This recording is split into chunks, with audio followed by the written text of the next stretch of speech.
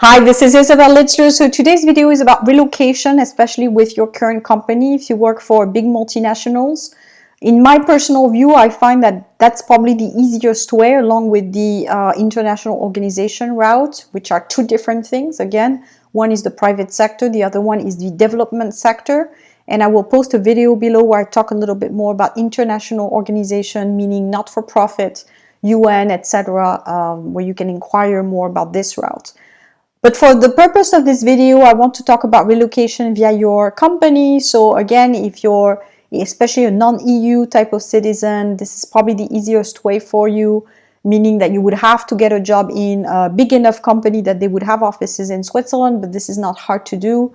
Multinationals are everywhere. So if you're young right now and you think, okay, I want to have a global career, or I want to work in Switzerland maybe at some point, focus on finding a job with a big enough company that they could give you this opportunity. So this makes a huge difference, because if you work for a company where there's no such thing, then you have to quit and come to Switzerland and not being sure of selection. So the easiest way is find a big multinational and apply from there. So what are the 3 tips that I can give you to be successful in your relocation and to make this happen? So the first thing is to make it clear to your employer that this is what you're looking for from the beginning. So usually when you have the application process, especially with a multinational, they will ask you if you're looking at global opportunities and you're mobile. Definitely you want to answer yes to that without any doubt. You want to also say during the interview that you're mobile as an employee, so that sends the signal that you will be potentially applying globally once you're inside the company.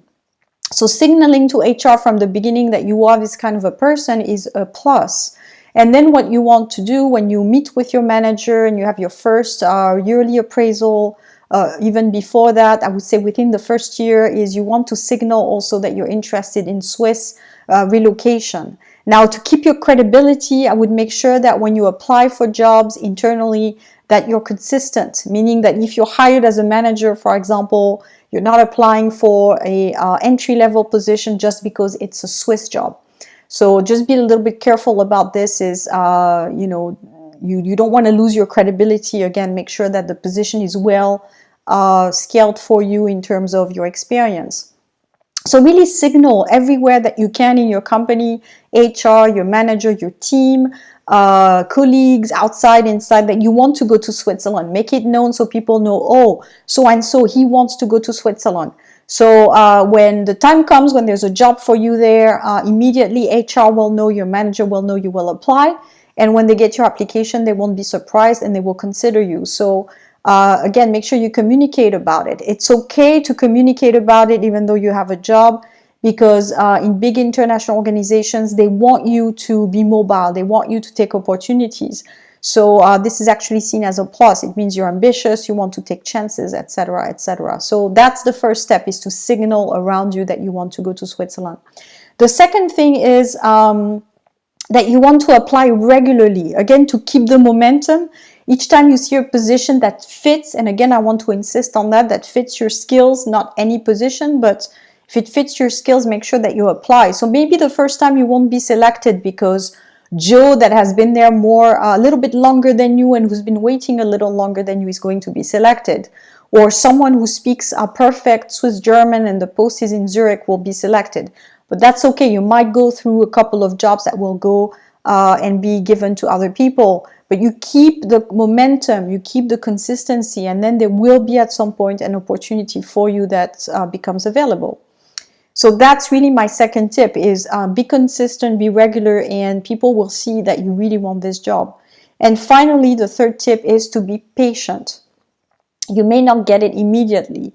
You may have to wait a few years. So you're going to say, wow, a few years. But if you really want to come to Switzerland, in the easiest way that you can possibly come, I would say relocation is worth the wait, because you try to compare that to dropping your job, coming to Switzerland, being on the local market like everybody else, and you also be probably waiting, not getting a job immediately, and especially as a non-EU, your chances are almost slim to none.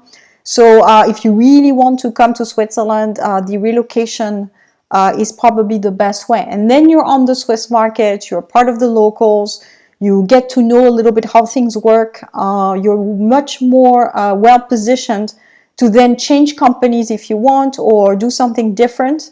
But at least you were able to come with a package, with the support from your organization, and you also come working into a company that you already know. Because as an expat, you already have to get used to the lifestyle, to cost of living, etc. So if you have to change companies on top of that and learn about the new company, it's a lot of things to integrate. So again, the relocation via company for me is the easiest. That's how I came to Switzerland. Everything was taken care of for me, so I did it step by step, relocation with a company.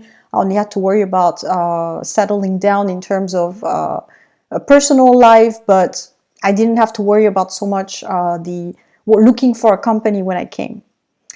So again, the 3 steps. Number 1, make sure that you position your wishes from the beginning with your employer. You keep consistency, and finally, you wait for the right timing, even if it takes a little bit of time. As a non-EU, really, anyway, you don't have many options. So this is, for me, the best way possible to come to Switzerland. So I hope this was helpful. Feel free to comment, like the video, share the video, and I will talk to you soon.